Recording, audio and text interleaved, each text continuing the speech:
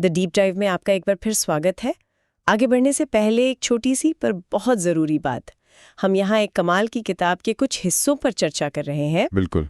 और ये बातचीत किताब पढ़ने का कोई रिप्लेसमेंट या शॉर्टकट नहीं है। नहीं, बिल्कुल नहीं। असली मज़ा और पूरा ज्ञान तो खुद किताब पढ़ने में ही है। पिछली बार हमने रूल नंबर 2 पर बात की थी। आज हम रूल नंबर 3 को समझने की कोशिश करेंगे और ये सुनने में थोड़ा रैडिकल लग सकता है। हाँ, थोड़ा सा। रूल है सोशल मीडिया छोड़ दें। कैसा लगा सुन के? एकदम से लगता है कि अरे ये कैसे मुमकिन है। बिल्कुल। और ये समझना बहुत जरूरी है कि इसका मतलब ये नहीं है कि अपना लैपटॉप फेंक दें और इंटरनेट का बिल भरना बंद कर दें। अच्छा। नहीं, इसका मकसद है एक बीच का रास्ता, एक स्मार्ट बैलेंस खोजना जहां हम इन ऑनलाइन टूल्स के गुलाम न बने, बल्कि उन्हें अपने असली मकसद के लिए एक मालिक की तरह इस्तेमाल करें। उनके एक हैरान कर देने वाले एक्सपेरिमेंट पर बात करेंगे। फिर हम उस मानसिकता को समझेंगे जिसकी वजह से हम सब सोशल मीडिया से चिपके रहते हैं, जिसे सोर्स एनी बेनिफिट अप्रोच कहता है। और एक बार जब हम प्रॉब्लम समझ जाएंगे तो हम उसके सोल्यूशन पर आएंगे, the craftsman approach. Craftsman approach. हाँ, यानी एक कारीगर की तरह अपने डिजिटल औजारों को कैसे चुने और अंत में इस सोच को अपनी जिंदगी में उतारने के लिए 3 ठोस प्रैक्टिकल रणनीतियों पर चर्चा करेंगे। चलिए तो फिर शुरू करते हैं 2013 की एक कहानी से। 12 अंडे थर्स्टन, जिन्हें उस वक्त दुनिया का सबसे कनेक्टेड इंसान कहा जाता था। मतलब वो हर सोशल नेटवर्क पर थे, हमेशा ऑनलाइन। हमेशा। उन्होंने एक ऐसा फैसला किया जो आज के जमाने में लगभग नामुमकिन लगता है। वो 25 दिनों के लिए पूरी तरह से गायब हो गए। गायब मतलब? नो फेसबुक, नो ट्विटर, यहाँ तक कि नो ईमेल। बाप रे। और एक्सपेरिमेंट से ठीक पहले उन्होंने कैसा महसूस किया, इसके लिए उनके शब्द थे fried done toast. Fried done toast, जिसका मतलब है वो दिमागी तौर पर पूरी तरह से थक चुके थे, जल चुके थे। उन्हें लग रहा था कि उनका दिमाग हजारों टुकड़ों में बटा हुआ है। मुझे लगता है ये वाली फीलिंग आज बहुत से लोग रिलेट कर पाएंगे। पर दिलचस्प बात यह है कि आगे क्या हुआ? क्या उन्हें बहुत मुश्किल हुई? यही तो सबसे हैरानी की बात है। उन्हें इस डिस्कनेक्टेड दुनिया में एडजस्ट होने में ज्यादा समय नहीं लगा। अच्छा। उन्होंने लिखा, पहले हफ्ते के अंत तक नई चीजों के बारे में लगातार ना जानने की वजह से मुझे कम तनाव महसूस हुआ। वाह। थर्स्टन का ये एक्सपेरिमेंट 2 बहुत जरूरी बातें साफ करता है। पहली, सोशल मीडिया और ये सारे ऑनलाइन टूल्स हमारे समय और ध्यान को छोटे छोटे बिखरे हुए टुकड़ों में बांट देते हैं। और दूसरी, ये गहरी सोच या जिसे सोर्स डीप वर्क कहता है, उसके लिए एक बहुत बड़ी रुकावट है। ये बात तो है। इस कहानी को सुनकर अक्सर लोगों को 2 ही रास्ते दिखते हैं। हाँ, या तो सब छोड़ दो, या तो थर्स्टन की तरह सब कुछ छोड़ छाड़ कर सन्यासी बन जाओ, या फिर जैसे चल रहा है चलने दो। लेकिन सोर्स एक तीसरा ज्यादा प्रैक्टिकल रास्ता सुझाता है ना? बिल्कुल। और उस रास्ते को समझने के लिए पहले हमें ये समझना होगा कि हम इस जाल में फंसते ही क्यों हैं, प्रॉब्लम की जड़ क्या है। हाँ, मतलब लोग सोशल मीडिया इस्तेमाल करते ही क्यों हैं। सोर्स में कुछ आम जवाब दिए गए हैं जो हम सब ने कभी न कभी दिए होंगे। जैसे अरे बस मजे के लिए शुरू किया था, दोस्तों की तस्वीरें देखने और कमेंट करने के लिए। हाँ। या मैं फेसबुक इसलिए यूज करता हूँ क्योंकि मेरे स्कूल के सारे पुराने दोस्त वहीं मिलते हैं।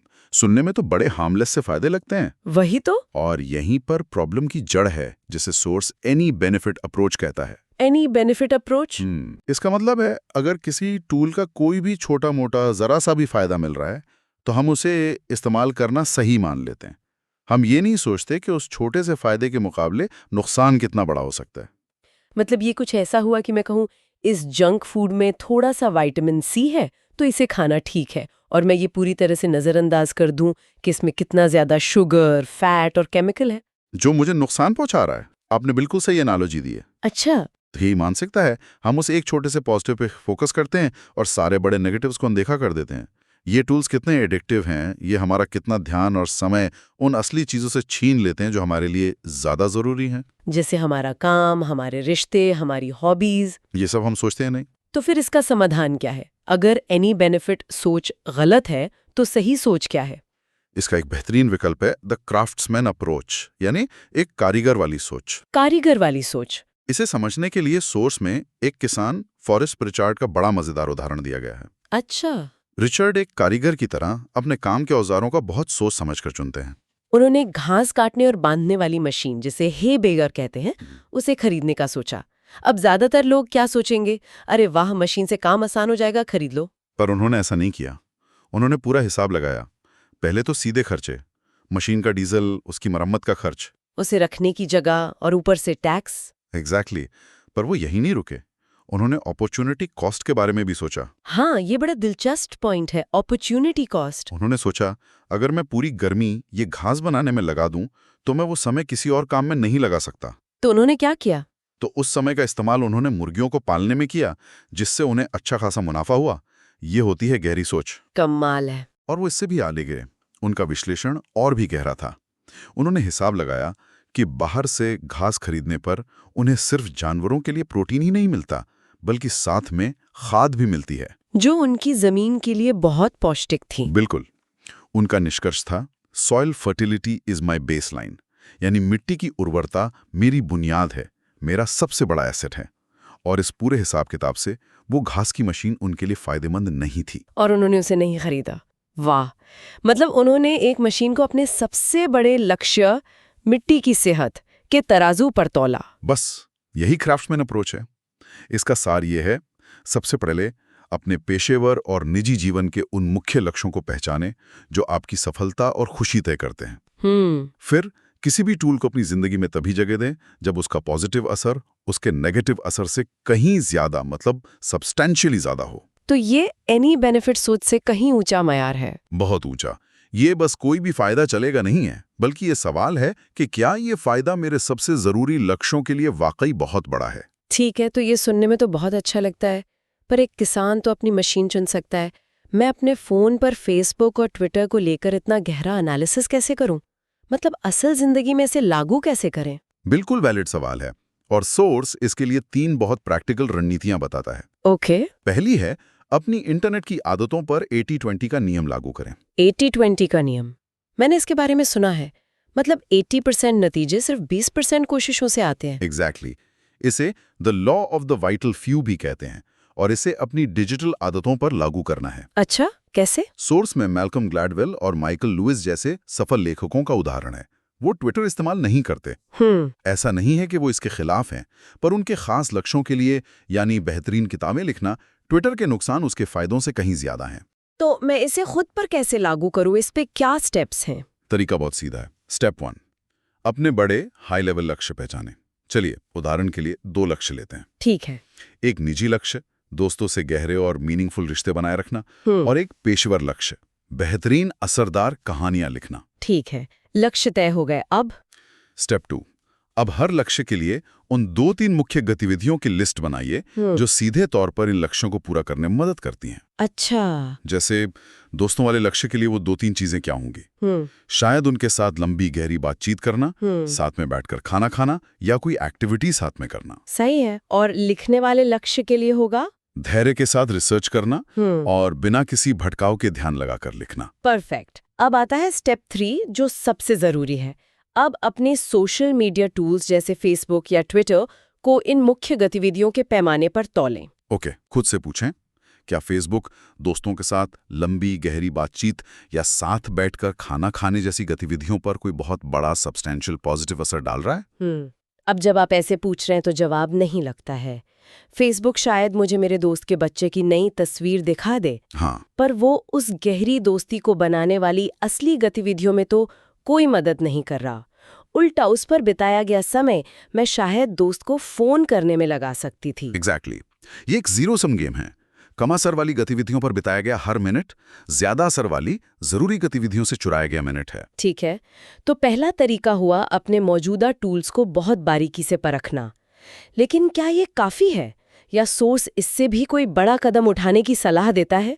मन में अभी भी एक व्हाट इफ रह जाता है। बिल्कुल, और इसी व्हाट इफ से निपटने के लिए दूसरी रणनीति है जो थोड़ी और हिम्मत वाली है। वो क्या है? सोशल मीडिया छोड़ दें, लेकिन एक 30 दिनों के प्रयोग के तौर पर। 30 डेज, ये तो लंबा समय है। ये विचार रायन निकोडेमस के पैकिंग पार्टी के कॉन्सेप्ट से प्रेरित है। Packing party? हाँ, निकोडेमस ने अपना सारा सामान बक्सों में पैक कर दिया, जैसे वो कहीं शिफ्ट हो रहे हों, और अगले कुछ हफ्तों में उन्होंने सिर्फ वही सामान बक्सों से बाहर निकाला जिसकी उन्हें सच में जरूरत पड़ी। और बाकी का? जो सामान बक्सों में ही बंद रहा, उन्होंने वो सब दान कर दिया या बेच दिया। मतलब अपनी डिजिटल लाइफ की भी ऐसी ही पैकिंग पार्टी करनी है? बिल्कुल। पहला कदम, 30 दिनों के लिए अपनी मर्जी से इस्तेमाल होने वाली सभी सोशल मीडिया सेवाओं, फेसबुक, इंस्टाग्राम, ट्विटर पर जाना बंद कर दें। अकाउंट डिलीट नहीं करना है? नहीं, सिर्फ इस्तेमाल करना बंद करें। और एक बहुत जरूरी बात, इसका ढिंडोरा ना पीटें, कोई बड़ा अनाउंसमेंट ना करें कि मैं जा रहा हूं। ये ढिंडोरा ना पीटने वाली बात दिलचस्प है, ऐसा क्यों? क्योंकि इसका मकसद लोगों का ध्यान खींचना नहीं है। इसका मकसद खुद के लिए ये जांचना है कि आपकी जिंदगी पर असल में क्या फर्क पड़ता है। अगर आप घोषणा करते हैं तो ये एक परफॉर्मेंस बन जाती है। समझ गई। तो 30 दिन पूरे होने के बाद क्या करना है? 30 दिन बाद हर एक सर्विस के लिए खुद से 2 सीधे सवाल पूछें। पहला, क्या पिछले 30 दिन सच में बेहतर होते अगर मैंने सर्विस का इस्तेमाल किया होता? और दूसरा, क्या किसी को सच में इस बात से फर्क पड़ा कि मैं इस सर्विस का इस्तेमाल नहीं कर रहा था? और अगर दोनों सवालों का जवाब नहीं है तो उस सर्विस को हमेशा के लिए छोड़ दें। अगर जवाब हाँ या थोड़ा अनक्लियर है तो आप वापस जा सकते हैं। इस प्रयोग का असली मकसद फोमो यानी फियर ऑफ मिसिंग आउट के डर को तोड़ना है। अच्छा, ये जो बेचैनी होती है कि कहीं हम कुछ जरूरी चीज मिस तो नहीं कर रहे हैं। हाँ, ये प्रयोग उसी डर को खत्म करने के लिए है।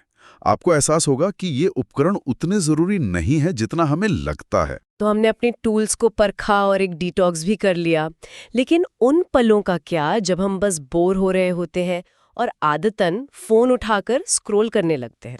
उस आदत से कैसे बचें? आपने बिल्कुल सही नब्ज पकड़ी है और यही हमें तीसरी और आखिरी रणनीति पर लाती है। मनोरंजन के लिए इंटरनेट का उपयोग ना करें। 1 मिनट, ये तो कुछ ज्यादा हो गया। मनोरंजन के लिए नहीं तो किस लिए? ये विचार 20वीं शताब्दी के लेखक आर्नोल्ड बेनेट की किताब how to live on 24 hours a day से आता है। उन्होंने लिखा था कि एक आम ऑफिस कर्मचारी काम के बाद अपने कीमती खाली समय को बस बर्बाद कर देता है। उसे काटता है एक तरह से। हाँ, बिल्कुल। ये बात तो आज भी उतनी ही सच है। काम के बाद थक कर सोफे पर बैठो और घंटों रील्स देखते रहो। बिल्कुल। बेनेट का विचार था कि काम के बाद की खाली घंटों को बस काटने की बजाय उनका इस्तेमाल आत्म सुधार और असली गहरे मनोरंजन के लिए किया जाना चाहिए। आज के समय में बसफीड जैसी अटेंशन इकोनॉमी वेबसाइट्स ठीक वही काम कर रही हैं जिसके खिलाफ बेनेट ने 100 साल पहले चेतावनी दी थी। वो हमें बोरियत के हर एक पल में खींच लेती हैं और हमारे ध्यान केंद्रित करने की क्षमता को धीरे धीरे कमजोर करती हैं। बिल्कुल। तो इसका उपाय क्या है? माइंडलेस स्क्रोलिंग का ऑल्टरनेटिव क्या है? उपाय है संरचित शौक यानी स्ट्रक्चर्ड हॉबीज। Structured hobbies. अपनी शाम और वीकेंड को पहले से प्लान करें। ये पहले ही तय कर लें कि आप क्या करेंगे, इससे पहले कि आप थक जाएं और आपका हाथ अपने आप फोन की तरफ जाए। मतलब अपने खाली समय को भी उतनी ही इज्जत और प्लानिंग देनी है जितनी हम अपने काम के समय को देते हैं। एग्जैक्टली। जैसे कोई अच्छी किताब पढ़ना, एक्सरसाइज करना, कोई नई स्किल सीखना, या दोस्तों के साथ असल में समय बिताना। हाँ, जब आप अपने दिमाग को वेब सर्फिंग के बजाय एक बेहतर, ज्यादा हाई क्वालिटी विकल्प देते हैं तो आप दिन के अंत में ज्यादा संतुष्ट और तरोताजा महसूस करते हैं, थका हुआ और चिड़चिड़ा नहीं। तो आज की बातचीत का निचोड़ सिर्फ 3 टिप्स नहीं है, बल्कि ये सोचने के तरीके में एक बहुत बड़ा बदलाव है। बिल्कुल। ये कहीं मैं कुछ खो तो नहीं रही से हटकर क्या मैं सच में कुछ कीमती पा रही हूँ पूछने की कला है। आपने इसे बिल्कुल सही तरीके से समराइज किया है। 3 रणनीतियां बस उस बड़ी सोच को लागू करने के तरीके हैं। पहली, क्राफ्ट्समैन अप्रोच, यानी अपने सबसे जरूरी लक्ष्यों 80-20 नियम के आधार पर औजार चुनें। दूसरी, 30 दिनों का डिटॉक्स, ये परखने के लिए कि आपको असल में किन चीजों की जरूरत है और कौन सी सिर्फ आदत बन चुकी हैं। और तीसरी, संरक्षित आराम, यानी अपने खाली समय को सोच समझकर मीनिंगफुल गतिविधियों से प्लान करें, न कि उसे लो क्वालिटी मनोरंजन से बर्बाद करें। ये पूरी बातचीत मेरे दिमाग में एक बड़ा सवाल खड़ा कर रही है। पूछिए। सोर्स में ज्यादातर सोशल मीडिया और मनोरंजन साइट्स को छोड़ने की बात कही गई है जिन्हें हम चुन सकते हैं। लेकिन उन टूल्स के बारे में क्या जिन्हें हम प्रोडक्टिव मानते हैं और जिन्हें इस्तेमाल करना हमारी मजबूरी हो सकती है, जैसे ऑफिस का ईमेल या स्लैक जैसे मैसेजिंग एप्स? अच्छा सवाल है। क्या क्राफ्टमैन अप्रोच को उन पर भी उसी सख्ती से लागू किया जा सकता है? और अगर हाँ, तो हमारे रोजमर्रा के काम में वो कैसा दिखेगा? क्या हमें हर ईमेल या मैसेज का जवाब देना जरूरी है? ये एक बहुत ही महत्वपूर्ण और गहरा सवाल है। शायद यही अगला लेवल है सोच को अपनाने का। इस सवाल पर सोचिएगा। अगली बार फिर मिलेंगे एक नई गहरी बातचीत के साथ। धन्यवाद।